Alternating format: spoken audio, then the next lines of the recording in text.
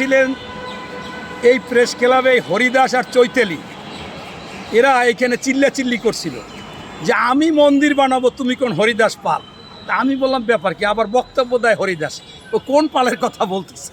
হ্যাঁ, তবে আমি মনে করি যারা বাংলাদেশকে নিয়ে খেলাধুলা করতে চাবে, বাংলাদেশকে অবমাননা করবে, বাংলাদেশকে নতুন প্রদেশ করতে চাবে, আমি মনে করি যে তুমি কোন চ্যাডের বাল, আমরা সেই হরিদাস পাল, তোমার পাচার চামড়া করবো লাল, এরকম একটা কথা বলতেই পারি আমরা।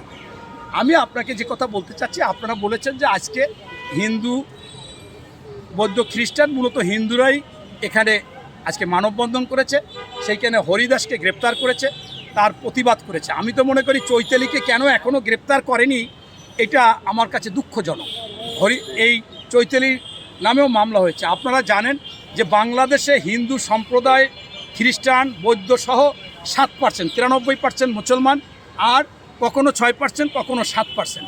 তা যদি 7% হয়, তা 20 কোটি মানুষের মধ্যে 7%-এ যেটা আসে 1,40,00,000।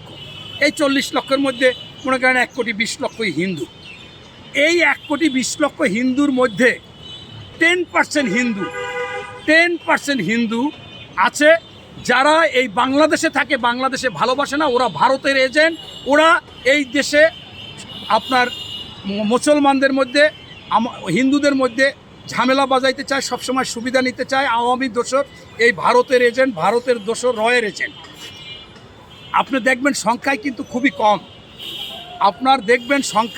খুবই কম, এর মধ্যে কিছু ওনাদের বুদ্ধিজীবী পণ্ডিত আছে, এরা করে কি, এখন বলছে আমাদের এই সংগঠনে আইসে আবার একটু কোনো রকম ইনিয়ে বিনিয়ে বক্তব্য দিয়ে যায়। কিন্তু যারা স্পষ্ট বলে আপনার এই হরিদাসকে, এই হরিদাস হচ্ছে ভারতে ছিল, ওর ভাইরা ভারতে, বাংলাদেশ থেকে যাই ওই দেশের নাগরিক হয়েছে, আবার এই বাংলাদেশে ভারত থেকে ট্রেনিং নিয়ে এসে সে মুসলমান হয়েছে, মুসলমান হইয়া মুসলমান মেয়েকে বিয়ে করেছে, বিয়ে করে সে বিভিন্ন রকমের সমস্যা সৃষ্টি করেছে। একটা পর্যায়ে দেখা গেছে যে সে, তার নামে যে মামলাগুলো, সে ইয়াবা আনত। এরপরে সে ছিল মূলত আপনার এসি মিস্ত্রি। আপনারা দেখেছেন সামাজিক মাধ্যমে কিভাবে দেখাইছে যে কে এই হরিদাস। সেই হরিদাস এসির মিস্ত্রি ছিল। সেখান থেকে বাংলাদেশে তার 2-3টা রিসোর্ট, টাকা পয়সা, এবং শেখ সেলিমের সাথে সবসময় একই জায়গায় খাওয়া দাওয়া করত। শেখ পরিবারের সে আপনজন হয়ে গেল। এটা কিভাবে সম্ভব হয়েছে? তখনই সম্ভব হয়, ওই যে বলে চোরে চোরে আলি, এক চোরে বিয়ে করলে আর এক চোরে শালি। আরে ওই আওয়ামী দোসর, আওয়ামী লীগের লাগে মিলা, ভারতে আওয়ামী লীগ মানে ভারত, ভারত মানে আওয়ামী লীগ, এই মিলা জিলা ইচ্ছা মতো বাংলাদেশকে চুষে খাইছে। সেই চোষার মধ্যে সেই হরিদাসও পাইছে।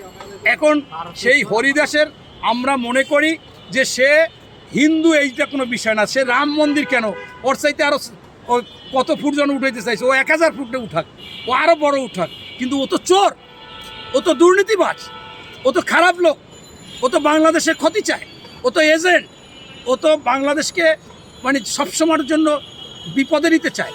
অতএব এই হরিদাসের বিচার হবে। ওই ইসকনের সভাপতি নাকি হেরেও তো ধরছিল, কত কিছু তো হয়েছে।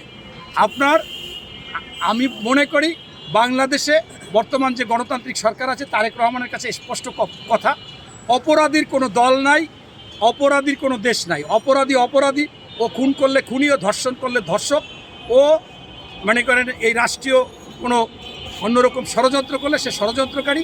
অতএব সেজন্য তার বিচার সেই নিয়মে হবে, এর কোনো বিকল্প নাই। ধন্যবাদ।